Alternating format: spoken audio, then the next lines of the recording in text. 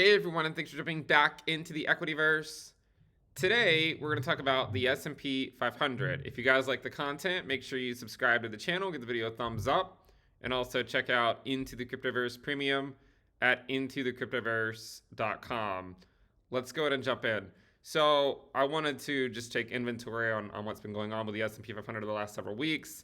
I only cover it, once every month or so, every month or two over on YouTube. So I want to talk a little about what's happened here. Generally speaking, as you guys know, and I've said this many times, with things like index funds and equity investing, my general strategy is just DCA at risk levels that are low enough for me. Trying to time the market is a very difficult endeavor, as history will prove time and time again. So that is my general strategy. And again, the nice thing about index funds is that over a long period of time, they do tend to outperform even what you'll find a lot of hedge funds trying to do. So I try to stick to that, especially when risk levels are low. When risk levels are high, I sort of just let it run. But I want to talk a little bit about what has happened here with the S&P 500 in April and some of the main differences with this drawdown compared to the one in late 2023. So the one in late 2023 is actually something that we talked about a lot ahead of time.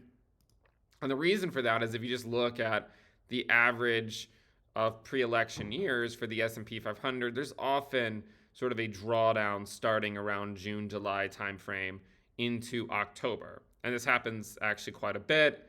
Obviously not every single year, but you can see that 2023 did have one. 2019 had sort of one, but it wasn't quite as bad. And you can sort of keep going down the list and find many, pre-election years where in Q3, the S&P 500 experiences a larger drawdown, right? So we ended up having a 10% drop. Now, you may notice though that drop back over there was actually more severe than the one we just had. And so I wanted to talk a little bit about that. In this case, back in late 2023, we bounced off the bull market support band, but then we ultimately went below it. But in 2024, we bounced off of it, and then we put in new highs. So I think one of the things to note in this case is what was the long end of the yield curve doing back then as compared to today. The reason why the long end of the yield curve is important is because as long end goes up, obviously it puts downward pressure on risk assets, as we've seen happen many, many times. And that's essentially what happened over here in late 2023. If we were to overlay the long end, or let's just overlay the 10-year yield, you'll see, in fact, that this correction that the S&P 500 had occurred while the 10-year yield was basically breaking out to new highs and ultimately going all the way up to about 5%. Now, the only reason I bring this up is because during this drawdown by the S&P 500, you'll note that it bottomed well before this one over here bottomed, in the sense that this one here bounced at the 20-week SMA, whereas this one back over in 2023 did not, or it did bounce, but it was a lower high.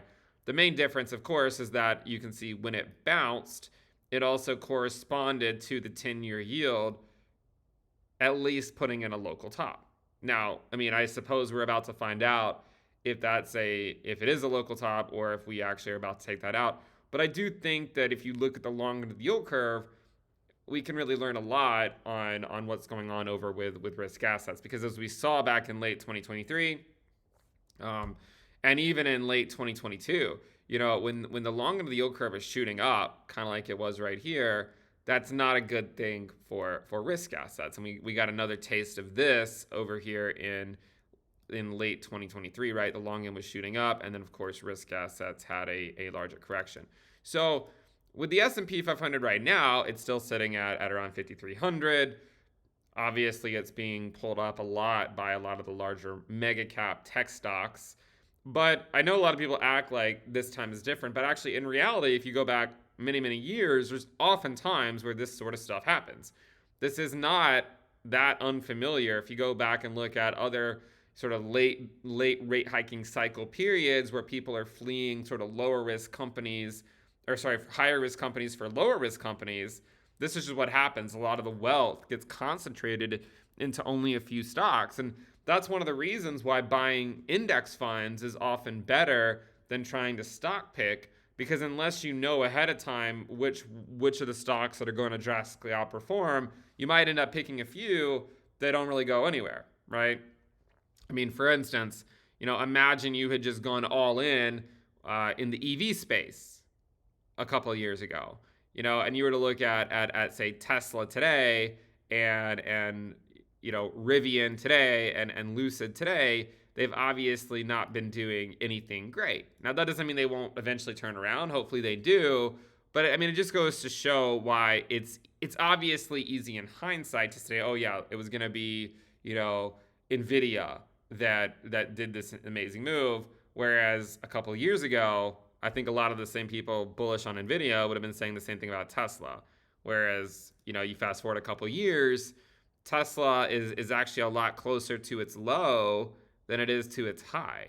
So I mean, there's a lot of survivorship bias, right? And again, I'm not saying that Tesla can't eventually come back. I actually do think it probably will. It's just, it's easy to sort of say, to sort of, throw a lot of darts at a board. And if you get one right, to stick with that and then ignore all the other ones that don't really keep up. And that's why a lot of times just putting, going with an index fund that gets the larger market, that generally tracks higher, as opposed to trying to pick out which individual stock is going to outperform. Because again, a couple years ago, I think most people would have told you that Tesla would have been a lot higher than it is today, but it's not, okay? Whereas Nvidia, I mean, if you pull up the Nvidia chart, it's truly a sight to behold, to be completely honest. I mean, look at it. I mean, these sorts of moves just show you, how stock picking, if you pick the right one, obviously it's a great thing. But if you pick the wrong one, you end up, this is the stock you didn't pick. And then the stock you did pick ended up doing something like this, right? So it might actually be interesting to overlay the Tesla valuation against Nvidia and see if there's any patterns there. And one of the interesting things here is that you can see that the Tesla Nvidia valuation is actually really low right now, right? But again, it's hard. It's hard when you're looking at the market. I think a lot more people are more interested in something like Nvidia at the current time than they are Tesla. But I wouldn't be surprised if in, say, 4 years, we find this valuation higher, much higher than it is today. That doesn't mean that the valuation can't go down further first. In fact, you can kind of see it's already broken down below support. And obviously, there's a number of different ways that this thing can move back up. You could have Tesla playing catch up, or you could have Nvidia dropping and Tesla not dropping as much. There's a lot of different ways that something like that could play out. I think sometimes people have a hard time sort of envisioning all the different scenarios, but one of the ways to visualize it is to look at, say, something like the Russell divided by the NASDAQ. And if you look at the Russell divided by the NASDAQ, you can see that the overall trend has been down, essentially since 1987, right? The overall trend has been down. Of course, we are near the lows, but what's interesting is when you think back to the last time that the Russell durably outperformed the NASDAQ, it was in 2022, right? Which was, in fact, a bear market. So some of the times, the reason why the lower cap stuff outperforms in a bear market is because the larger cap stuff did so amazingly well that then once a pull down or once a drawdown actually occurs, those stocks get hit a lot harder. The other ones, they already got hit pretty hard, and therefore they don't go down as much. And that's why you see things like, and this kind of goes back to what I've talked about before, right? Bitcoin dominance. Really, the story all along, I suppose, was Nvidia dominance, but that was what I was trying to capture. Bitcoin dominance for the Cryptoverse. You can apply that same sort of measure for other asset classes as well. And you could even look at the Russell divided by Nvidia in the same way you could look at altcoins divided by Bitcoin and see, in fact, that it's once again on an Nvidia rally, which is breaking the Russell down against Nvidia, and it's just going down to new lows. And you could look at, again, if you look at the Russell divided by the NASDAQ, you'll see that it looks like it's starting to break down again. If you look at these, it was putting in higher lows, but then Nvidia just had another explosive move to the upside, and now it's breaking the Russell down against Nvidia. And this is sort of that those things we've talked about over the last couple of years, is how people during higher interest rates in QT, they will flee higher risk assets that you'll find in the Russell for lower risk assets like, your Nvidia, your Apple, your Microsoft, your Google, your Meta, etc. That doesn't mean that the blue chips can't eventually go down. It's just that those are much more likely to survive, right? If there is a slowdown, they're much more likely to survive because they frankly just have the cash to do so. Whereas a lot of the companies in the Russell, I think I've seen some people put out tweets showing that like 40% of them or something are not even, are losing money. It might even be more than that. But it just goes to show why a few stocks can really carry the index. And I think you can even look up like equal weighted. Here's the NASDAQ 100 equal weighted. In this case, you can see that the NASDAQ hasn't even taken out the highs from March when you weight it equally. Whereas if you weight it based on, not equally, right? If you're more so based on market cap, you can see that it's completely taken out that high from March. And I think a lot of people look at that and they sort of say, well, it's only doing it because of these few stocks. Well, that's the exact reason why index funds often outperform hedge funds. Just getting a low expense ratio index fund often outperforms hedge funds, because unless the hedge funds know ahead of time which stocks are going to outperform and pull in Nvidia, then they end up picking, all the ones that are going to underperform. Or if they do pick the one that outperforms, they're not fully allocated into it. They still have stuff into other things that are underperforming. And so at the end of the day, the S&P 500 ends up outperforming most people that are trying to, to sort of pick which stocks are going to outperform. And again, I know it's easy now to look and say, well, Nvidia is always going to do this. But I think if you were to challenge yourself, a lot of people in 2022 were saying the same thing about Tesla, and it hasn't done nearly what people's expectations were. And again, I say that as a long-term Tesla bull, I actually do think they will be successful long-term. It seems like it's coming up to a crescendo here. So the first thing that the Tesla bulls need to do is they need to break through the bull mark support band, which is currently kind of around the current price. The 20-week SMA is 179, the 21-week EMA is 184. So the Tesla bulls need to break through that first. And then, of course, I imagine if they can break through that, the next obvious resistance will be somewhere over here in the sort of the low 200s. But this is essentially what happens, right? People pick individual stocks, and then 2 years later, you can see, all right, well, yeah, if you put all your money in one over the other, it would have done much better. I want to talk a little bit about seasonality too. Oh, before we get to that, the reason I was mentioning the 10-year yield.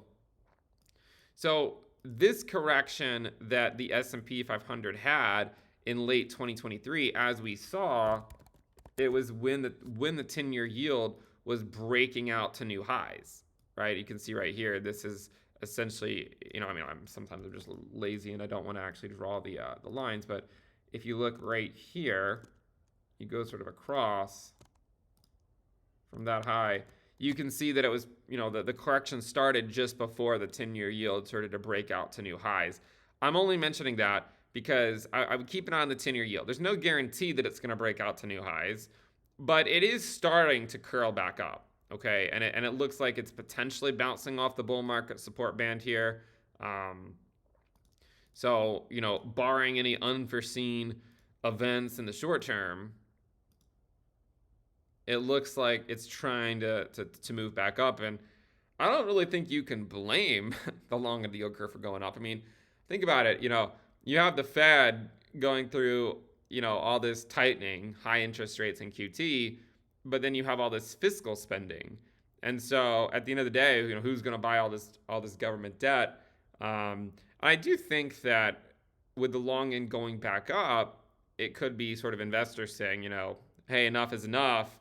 If Nvidia is going to keep screaming to the upside, if we're going to have all this sort of irresponsible fiscal spending, then the long end has to go up, right? The long end has to go up.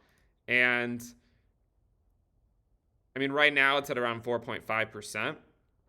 Still, I mean, still nowhere near these highs back over here at 5%, but I would just watch it because if we start to get close to sort of these levels up here, then it might be somewhat similar to what happened when we got close to these levels right there, right? But we're still a little ways off from that. But I do think it's worthwhile to watch the 10-year yield because I've said before, it's certainly possible that the long end goes back up to 5%. And in fact, if you look at something like TLT, which is essentially the inverse, right? You can see that a lot of times when it bottoms out, not always, but a lot of times when it bottoms out, it double bottoms, right? Sometimes it even puts in a slightly lower low. And so most recently, this is the low. And so if it were to double bottom, then that would imply that the long end of the yield curve goes back up. If it takes out the prior low, then it would imply the long end of the yield curve maybe goes to where the short end of the yield curve is today. So that's what I would consider to be sort of like the worst case scenario for the long end. And I guess it depends on worst case depending on what side of the trade you're on. But I would say if the 10-year were to go to 5.5% is not necessarily my base case, but that would sort of be the worst case scenario, I think. And that would probably get the attention. But I think in the short term, watch here its reaction off the bull market support band because it does seem to be bouncing right here. And if there's no, if we're going to get the jobs report next week, okay? So if the labor market isn't absolutely falling apart, which it has held up pretty well so far, all things considered, if it's still holding up okay, then the 10-year might continue to go up. If it's not and you get a really bad print, then it doesn't really matter, right? Then you could see this come back down, right? Because then the labor market's slowing down and the Fed's probably just going to end up pivoting, and then the market starts to care more about the labor market than it does inflation. I think for now the market still cares more about inflation and all that stuff, because as long as inflation is running hot, I mean it's still going to, as long as basically the way to think about it I think is as long as companies can keep raising prices, that's going to continue to sort of improve their earnings, as long as the consumer is not throwing in the towel. I think a lot of people are complaining. A lot of people have obviously complained about it, about prices and stuff, but they're still spending. That's the thing, right? They're still actually spending. And so that's what I would watch for. I mean, I think the jobs report next week should provide some directionality to the 10-year yield. If it's a hot jobs report, you're probably going to see the 10-year go up a lot. If it comes in a lot colder and it's a bad number, then you might actually see the 10-year roll over. And again, I don't know. I mean, I don't really know what way it's going to go. I'm just sort of highlighting that if it starts to get back up near the highs, then you could see sort of a repeat of what we saw back over here. One thing to remember, though, as I've said before, markets need a reason to go down, not a reason to go up. I mean, with all the passive investing, markets generally trend higher. They really need a reason to go down. And so if you get things like the long end of the yield curve going up, that can lead to sort of corrections like that. All right. But in the short term, I mean, the S&P has continued to do pretty well here. There was, if you look at like the daily time frame, I was looking at sort of this candle right here and trying to figure out, all right, what's happened every other time we've had sort of a candle like that, where it basically, at the open, it starts up, it sort of gaps higher, and then by the end of the day, it closes a lot lower. There's some examples of it, right? Here's an example right here. There was another example right here as well, where you kind of have, maybe that's actually not a perfect example because it actually just opened. That was just where it opened. But there definitely are some examples of candles like that you can find if you sort of go back far enough. So I would keep an eye on that because we have seen that pattern before. In the short term, of course, Nvidia has been doing a lot of the heavy lifting. I want to talk a little about seasonality because seasonality is something that, as I've said, it plays out, I don't know, maybe like 60 to 70% of the time, and then the other percentage just does something completely different. Well, if you look at year-to-date ROI of the S&P 500 in 2024, it's actually doing quite well. The S&P is already up about 11% on the year. If you actually look at pre-election year averages, or sorry, not pre-election, I don't want to look at pre-election years, I want to look at election year averages. Normally, it's right around this time when the S&P 500 on average is putting in its low for the year. So isn't that interesting? So normally, when the S&P 500 is struggling in election years, it's putting in this low around this time frame, around the end of May. This time, it's at basically yearly highs, right? And not that far away from all-time highs. This goes to show how difficult the seasonality stuff is and why you should not base your entire investing decisions around seasonality. If you look at say, just comparing it to some other election years, obviously you have 2020, which is not really that great to compare it to because we had a pandemic. You can look at 2016 and see that in 2016, the market sort of faded into May, and this time it hasn't done that. You can look at 2012, see that it really had faded around this time, and was putting in some lows by the end of May, early June. Clearly, this time we're way up here. You can look at, there's obviously 2008, but that was ultimately a recession. You can look at 2004. Again, putting in some lows of the year. We did go lower later, but still these were, at that point in the year, it was the lowest the S&P had been, whereas right now it's the opposite. And we could go back further, but 2000 was also a recession.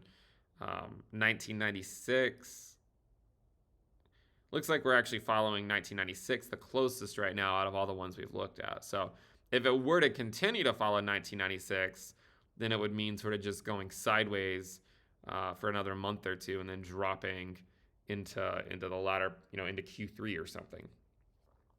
So I would just keep an eye on the seasonality stuff because it is kind of playing out differently in terms of this year than what we've normally seen.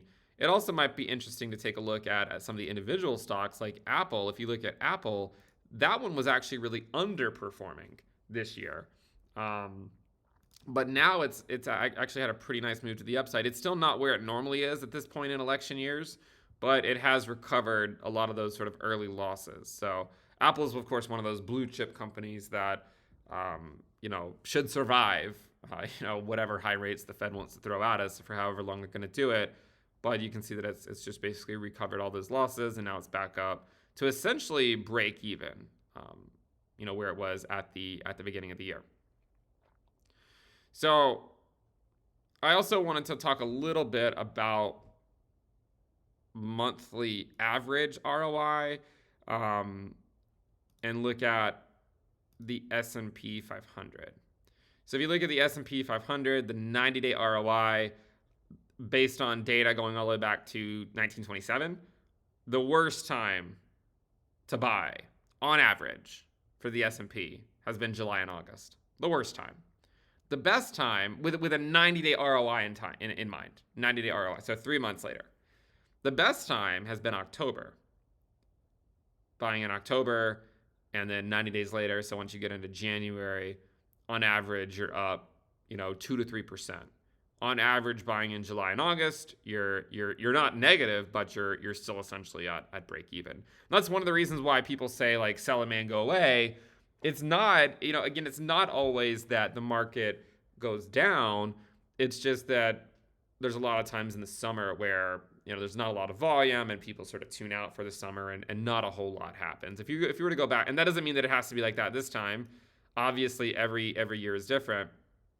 But if you look at last year, right? If you look at June, initially the market went up quite a bit, sort of making anyone sort of laugh at the idea that the summer would be boring. But then you got into July and August, and really by September, when summer was ending, you can see that the market essentially hadn't gone anywhere. It went up, but then it just came right back down. And then the more durable returns came in Q4. And you see that, right? Buying in October. And as we just showed, monthly returns, October historically has been the best time to buy with a 90-day ROI in mind. So I would just sort of keep those pieces of information. It's there. It's not like it has to follow suit, but it's just something to consider with all this with all these markets. And of course, seasonality is thrown out the window, and when sort of unforeseen circumstances occur. And clearly we still have an inverted yield curve. We've had that for a long time. Actually, I believe we're coming up on 2 years now. If you look at treasury yield spreads, I think we're at 2 years now. So with the 2 year, now for the 3 month and the 10 year, it inverted back in October of 2022 or so. So that's not been 2 years, but if you look at the 2 year, I think it inverted in July of 2022, didn't it? Sort of had a wick below it in April, but then we actually durably got below it in July. So yeah, we're almost coming up on 2 years now. So this is one of those things too, where there's two ways for it to uninvert. One is through a bull steepener, which is where the short end of the yield curve goes down. That would be because the Fed's starting to cut, which they've said they're not really planning on doing right now. And I mean, again, these probabilities tend to be off when the market expectations tend to be quite off when you look back a year later. But right now, the market is expecting the first rate cut in November. So if the Fed were to start cutting rates, then the short end of the yield curve would go down. So looking at something like the 3 month, right? If you look at the 3 month, it's still it's just hanging out at 5.4%. And why shouldn't it? I mean, if the Fed funds rate is 5.5%, the short end isn't going to go anywhere, especially considering that the market is saying that the Fed's not going to cut in the next 3 months, right? So the short end of the yield curve is staying put. So if the short end doesn't move, then the only way for us to have an uninversion is for a bear steepener. And a bear steepener is where the long end of the yield curve goes up. That's actually what we had in late 2023, but it didn't actually lead to the uninversion. It got pretty close, but it didn't actually make it to the uninversion. So that could be something to watch for if the 10 year starts to move again. And then, of course, there's this other thing that's recently developed, and that's the ECB, the European Central Bank, has advertised that they're probably going to be cutting rates in June. Now, the Fed is saying something completely different. They're saying they need several more months of data before they're going to cut. And I don't really think you can blame them. I mean, inflation is still, if you were to go look at the inflation rate year over year, it still hasn't really durably gone down. And this is the exact level that it got stuck at in 1972, around 3%. And then the Fed got too loose too quickly. And then we had another round of inflation. So I don't really think you can blame the Fed for not wanting to cut yet.